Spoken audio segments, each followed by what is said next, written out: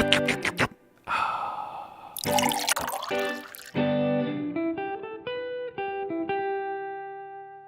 Grande Alive, welcome to the Second Pot. I'm Will Bowman, and this is the show where people who are on Coffee with Will come back for their second round of suffering.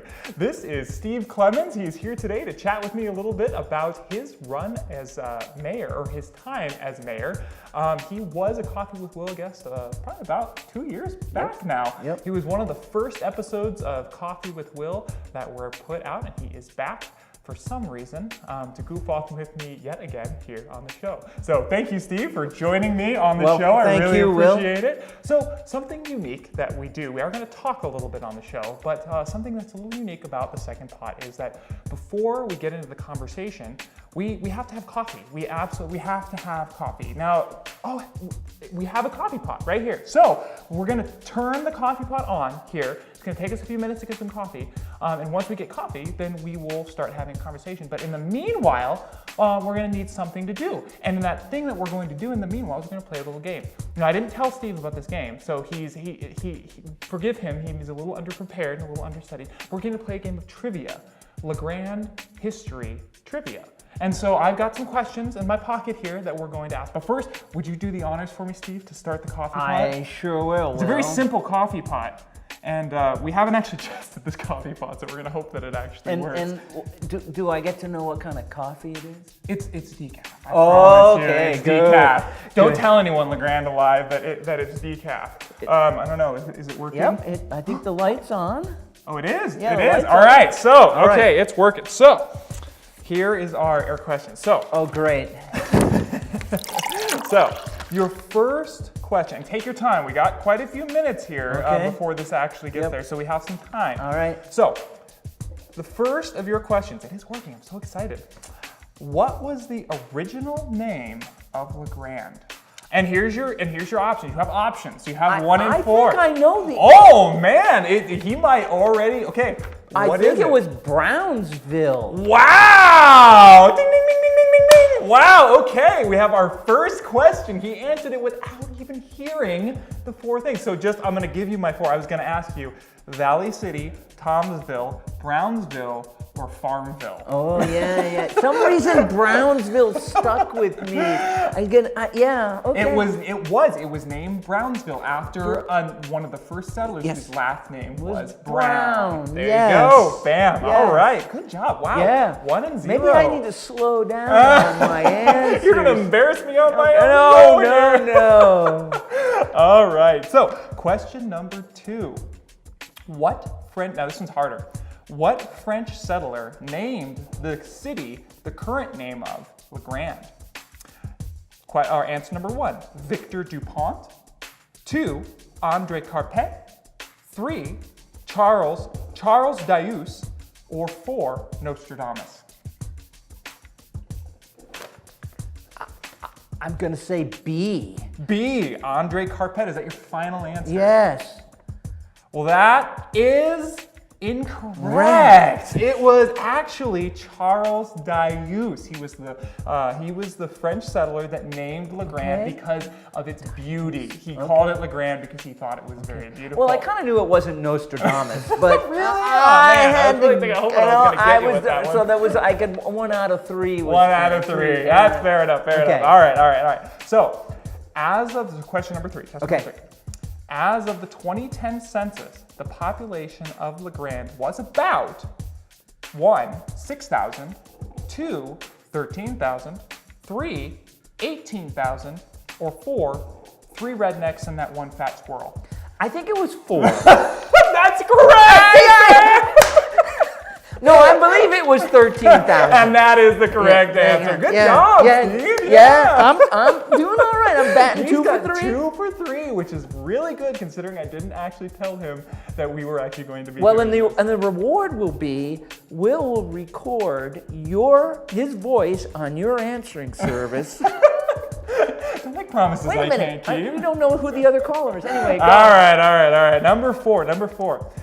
What was the driving force behind the growth of Grande in the 1860s and early 70s? Was it 1, gold mines, 2, the railroad, 3, prostitution, or 4 online puppy videos? It's railroad, mining, online puppy videos, do the brothel up above 10 Depot. No, I'm gonna go back to the original mine. I'm gonna say that mining. Mining? Is that your final answer? Yeah, mining. Well, Steve, you are 3 for 4. Good job. Nice, It is okay. correct. The answer is actually gold mines. Gold mines were in the 1860s and early 70s. They were a big part of the reason that LeGrande's population jumped. Oh, and we got a couple more cups here, and it is working. No, we're doing well. Okay, we're doing good. perfect. And you know, there was, to my understanding, a brothel on the second floor of the building where 10 Depot is. Really? Yes. Isn't there like an Elks Lodge there or something now? Or like something yeah, like some that? type of fraternal organization. Yeah. That's Kind of interesting. I think it might. It's not VFW. I think it's something to do with military. Something to do with military. Yeah. All right, we got two American more. Legion. Here we go. Let's see if we can get through them. And one more cup that's brewing. So, question number 4. What year was Eastern Normal School founded in? Option 1, 1924. Option number 2, 1937. Option number 3, 1929. And option number 4, this is a trick question. The school was really called the Eastern Oregon Abnormal School. I like that you throw in one that's a zinger. And I'm just helping you out here, Steve. So, 1924, 1924, 1937, 1929, and then the trick question. I'm thinking 29. I'm thinking. I'm gonna go with 1929. Is that your final answer? Yeah. Wow, he is 4 for 5. No. He got it, man. Oh. This man knows some Grande Trivia right here. Right. Or he's either that or he's just really, really good at deduction. All right, so we are really close here. Yep. And I want to get to our last question. Are you ready? I'm ready. Last All right, question. last question. Bring it on. Bring it on. Okay, so here it is. Question number 5. What is the record high of LeGrande? Option number 1, and this is in keeping with the temperature that's been around here right now. Option 1, 104. Option 2, 108. Option 3, 112. And option 4, the day after ballot measure 91 passed.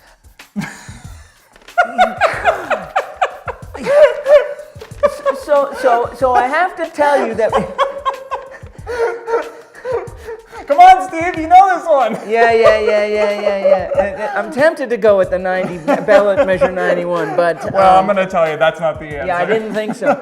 And I know just the other day we set a record for the date of 105. Mm-hmm. So I'm guessing that I'm gonna say 108. You, sir, are 5 for 6 on LeGrande Trivia. Nice. This is Steve Clements, your mayor, LeGrande Alive, that just scored 5 out of 6. I think it's 5 out of 6. It Was was. it 5? You just yeah, it was. you 5 got out of 6. me on the French name, but Well, that's a hard one. Yeah, that's that a one, tough one. Yeah. I'm really impressed. That was really good, Steve. I'm gonna have to look up this guy on the French. webs, Yeah. Excellent. Cool. Well, good job, Thank Steve. you. Thank you. Thank you for doing that. And now, LeGrande Alive, you have a very knowledgeable mayor who is currently sitting on Not the sure seat. trivia is Well, indication of. That's okay. It's all good. Good job, All right. Steve. All right, So good. now it looks like our coffee is done, Alrighty. and we're gonna pour ourselves a All little right. bit of coffee in our cute little cup. Now, this is some. If anybody's interested, this coffee pot is up for sponsorship. So anybody who's interested, we will mention your business right here during the show every time. All right, here we go. So we got some coffee for Mr. Steve. And we got some coffee. It's gonna be warm, Will. It's gonna be warm, Will. And it smells good. All right. Cheers. Cheers. All right, so now that we are done with the game portion of this video, so as I mentioned earlier, Steve was a guest on Coffee with Will about 2 years ago. In that episode of Coffee with Will, we talked about his concept of servant leadership as well as some stuff about the LeGrand I run, Urban Renewal I believe, District. in a And here's concept couple called clips from that episode. servant leadership, where I am here to give back to the community more than taxes or more than my economic contribution to the community. I give back in the leadership qualities and knowledge that I have. Prior to serving as the mayor, I served on the council for 12 years. I have a really good understanding of what happens in the community, how local government works, how local politics work. It's my desire to maintain LeGrand as a full-service city, which means that in addition to police and fire, that we have vital parks, we have a library, we have a swimming pool, and we have all the amenities that make a community full service. I also believe that economic development is important, and we have a mechanism through the Urban Renewal District that allows us to generate revenues that can be used toward economic development, and we've done some of that over the last year and a half. Investments in the Urban Renewal District should continue and must continue. Sure. When possible, if we can under-levy the Urban Renewal District to bring money back into the general fund, Yes. we should do that to maintain those services. Now that was a couple clips from Steve's Coffee with Will. Just wanted to give a quick shout out to our sponsors before we kept going on. Grand Hospital, Northwest Furniture and Mattress, Anything 2 Digital, EO&I, and Les Schwab Tire Center. Now Steve, you talked about the concept of servant leadership before, and you are now 4 years into your position as the mayor of LeGrand. Yes. Which now are you allowed to run for another term, or is there a term limit here? No term limits for mayor, No no term term limits for any council members. Okay, so you could run again if you wanted to. I could go on ad infinitum, ad nauseum, as people would care to say. But yeah, I'm running again for re-election this November. Okay, so now 4 years in, looking back at your last 4 years, what's been different, and what's been what you was it what you thought it was going to be? How is being mayor of a small town? Right. And what's different than what you expected? Right. I honestly thought that there would be more authority, more power associated with the position of mayor. I thought that I would be, I'll have perhaps more freedom to do things independent of the council, and that's not the case. I didn't realize how much facilitation the position required. What is facilitation? Running meetings. Oh, yeah, But absolutely. it's not like a traditional facilitator's position where the facilitator takes a non-active role in the discussion, but keeps the discussion going. As the mayor, I'm engaged in the discussion, but at the same time, I have to make sure that people are heard, that the conversation doesn't cycle around back on itself again, that due process is given to people who are there to participate. It's kind of like being a talk show host, except for like you have a lot more power to actually doing something. Yeah, and I think in that sense of power, within the context of official city meetings, there is quite a bit of power and authority to move the meeting in the way that you think it needs to go. But at the same time, you can't be heavy-handed with it. And you can't really say, it's gonna go like this. So I thought there'd be more power and authority. I'm glad there isn't. I think I've learned to be a better facilitator in the context of the meetings. I didn't realize there'd be that much. And I didn't think it'd be as much fun. And I thought it'd be more serious, and yet I've been able to have a little levity and a little fun with the position. Well, that's good. Yeah. That's always a healthy way of going into something. Yeah, I There's a think a little dose of fun for every dose of seriousness. Yeah, and I thought it would be this, really kind of tense and you think about politicians being, very serious and very, we're going to get stuff done. I've learned that things will happen with your help or with my support or with the council's effort, but if they don't happen the way I thought they would, that's okay. Because the process is in place to make sure we do things legally, we do things ethically, and we do things responsibly. Yeah. It's almost a little bit like the creative process where you have a vision, what you're going into, but Yep. then there's so many different sort of angles that it could kind of swerve off and become something new. But sometimes, and a lot of times, it's almost better than the initial thing that you thought it was going to be. And I think what's important is to keep to have a notion of where you want to go, but also not go in with blinders on. Sure, yeah. So that you're incapable of seeing the areas that it could go. Right, because inevitably, regardless of how thorough your staff reports are, how much homework you've done, there's the perspective of 6 other people. Yeah. Not to mention the perspectives of people in the community who come and provide input. And when you taking all of that into consideration,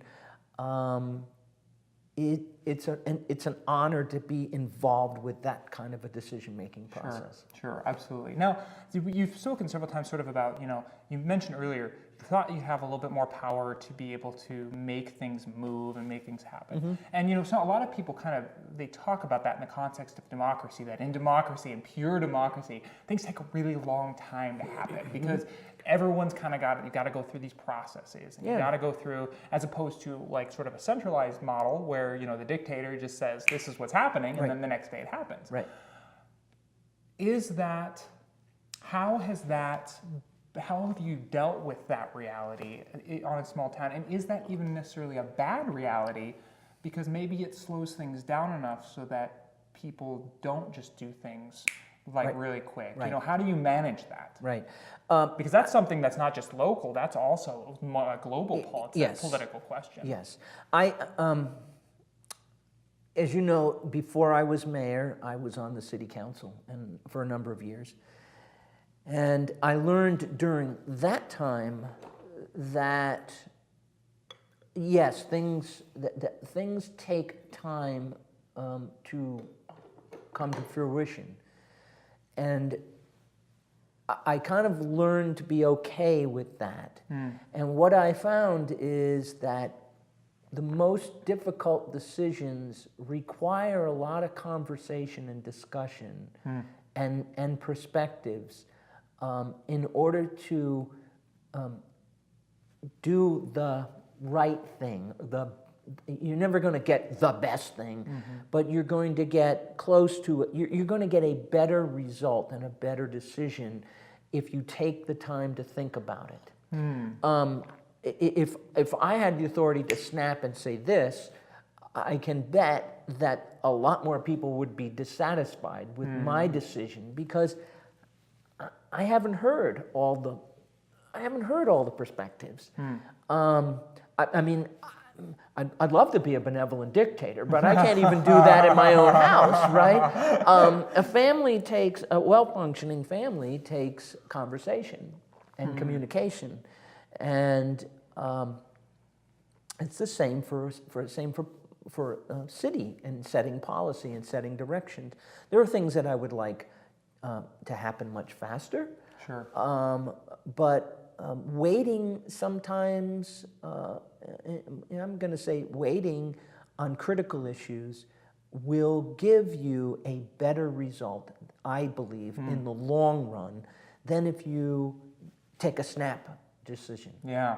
Well, and that's difficult sometimes because you have so many people who are, hey, we want this. Hey, we want you to do this. Yes. Hey, we want this to happen, and we want it yesterday, kind of thing. And that's very difficult to.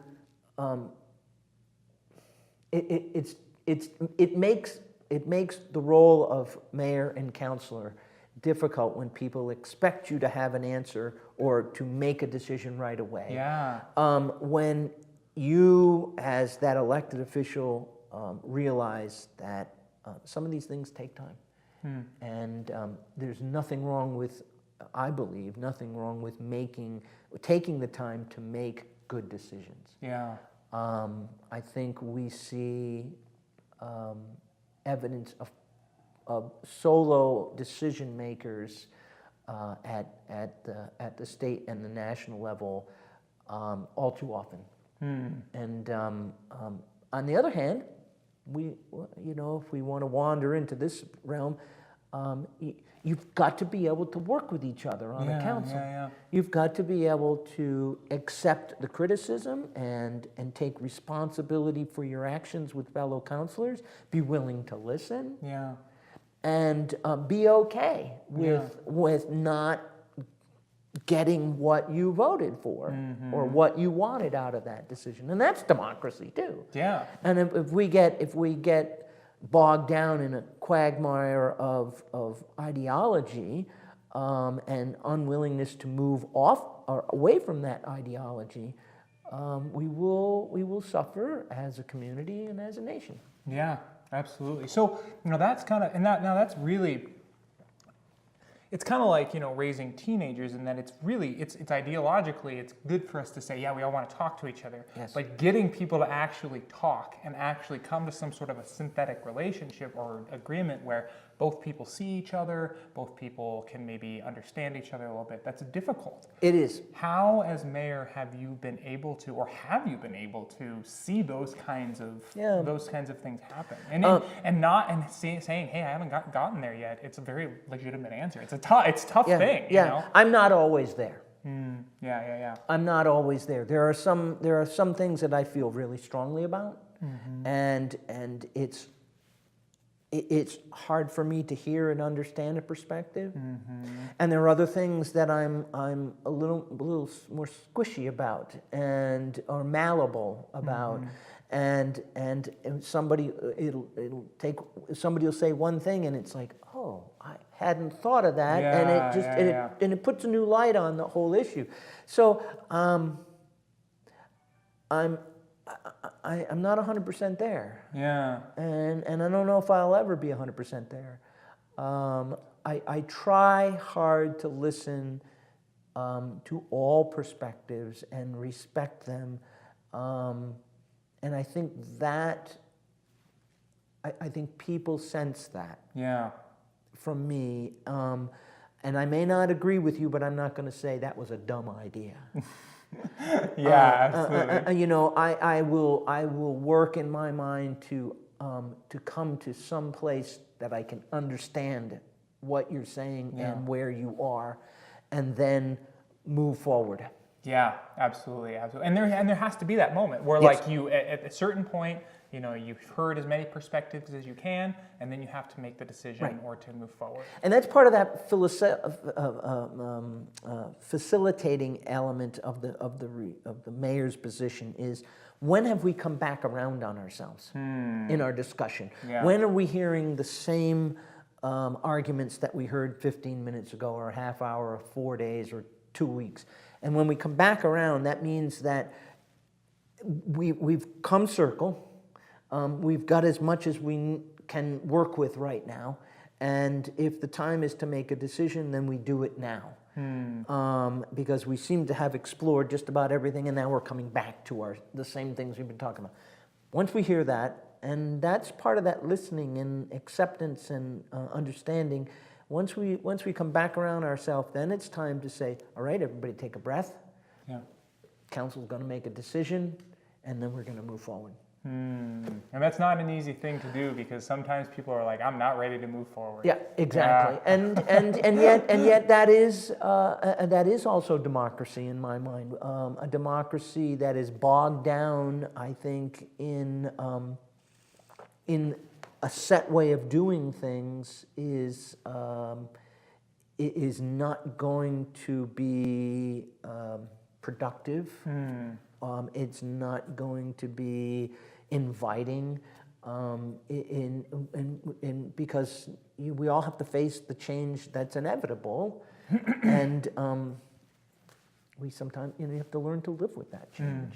Adapt, yes. Well, you're just burning through those cups there. I very much enjoy my coffee. Yeah, this is really good. I've been working for years to be able to have an actual coffee maker on camera with me so that when my coffee cup gets empty, I don't have to be done. Well, it's good coffee. It's really, really good. It's very, very good coffee. So here's another question for you. So you've been there for 4 years now. What is something that you learned about La Grande that maybe you didn't know beforehand? Wow. Yeah. And you can think about that. Yeah. Take a second.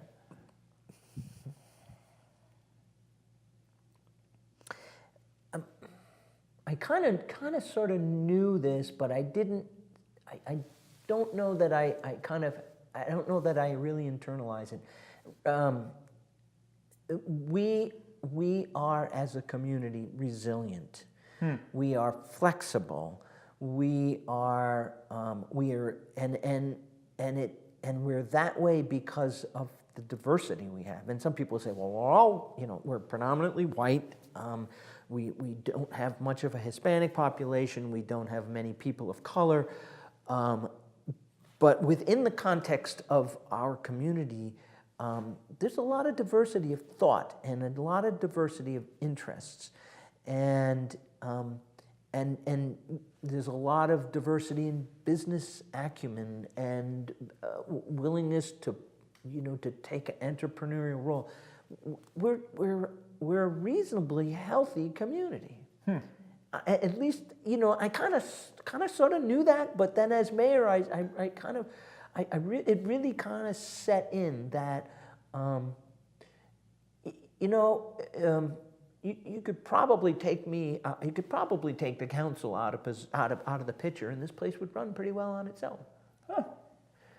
That's a good compliment. That's a nice compliment. Yeah. Well, and the council is there to help focus a vision, a desire for the community, to set legal policies and ordinances and those type of things, and to help the community adapt to the inevitable changes that are coming down.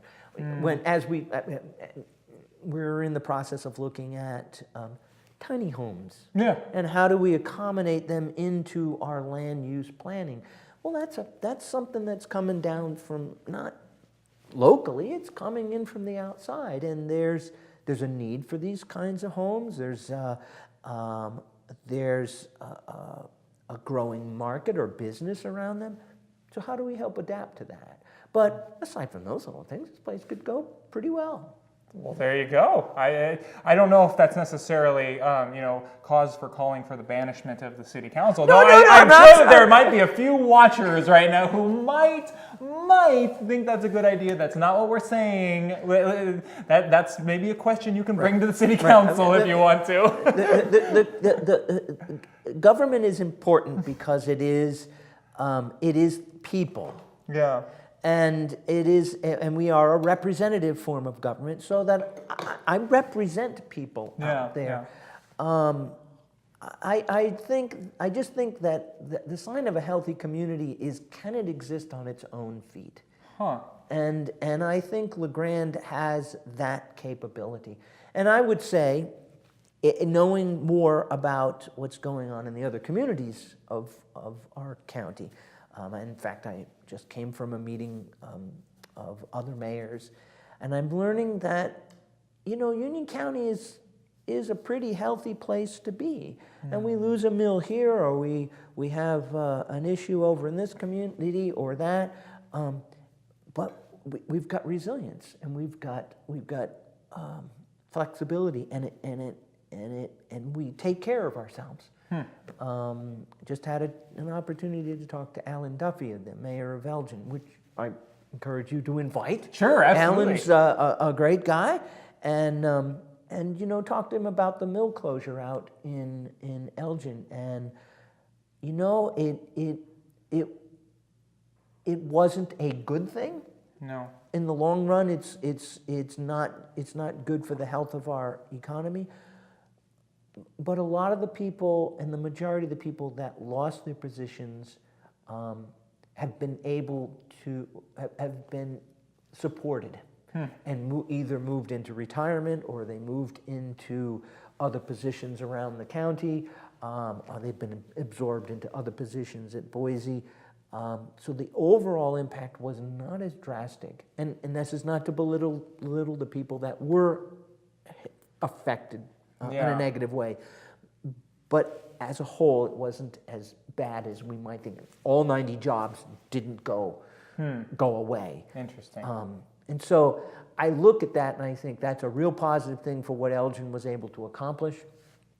But and then as I look around and meet the other, and get to know what's happening in other communities in the Valley, and outside the Valley, because North Powder is in the Baker Valley, I just look at what we're doing, and I see flexibility and resilience, and I see support, and those things are critical to the existence and the survival of communities. Absolutely.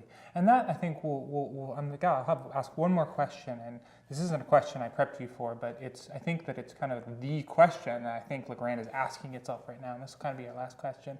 We're kind of at a crossroads as a community right now. Like, everything's changing so fast with technology, with culture, and I think a lot of people feel like their way of life is moving away. They're losing their way of life. Mm-hmm.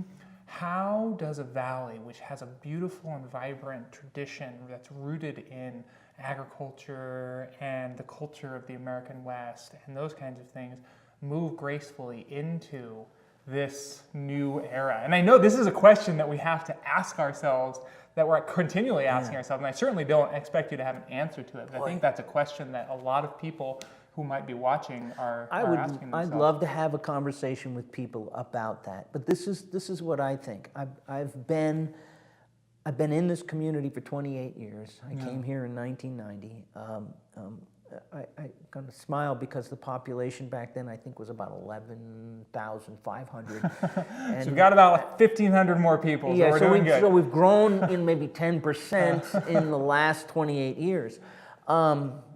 So we're changing, but not as rapidly as some other places. And it goes back to what I was saying about what makes a healthy community. People are not freaking out, it seems to me, overtly freaking out about the changes that are coming at us in terms of culture and technology, but many people are embracing them. We've got some companies here that are embracing technological change and the ability to do business on the web. And maybe there are more companies like that who want to come here, and they come here because of the traditional pieces of this community, the quality of life, the access to the outdoors, the ability to walk down the sidewalk and see people that you know, have regulars at a coffee shop, get to know Will more. Well, I don't know about that one. That might be more of a deterrent. I'm just saying. We're going to be on the web, right? It's happening. It's happening, and people are adjusting because they're healthy about it. And if we and it's healthy because the economy here is relatively good, and even. I think I've said this before to you, Will, even back in 2007, 2008, when really things tanked, we took a hit. But, geez, our unemployment rate is not far off the national average. And, in fact, businesses sometimes have difficulty finding people to work. Housing prices are back up. Just talking to somebody the other day about a company that moved and put a satellite business here, and their workers are paid on a commission, and those guys are making good money. So people are.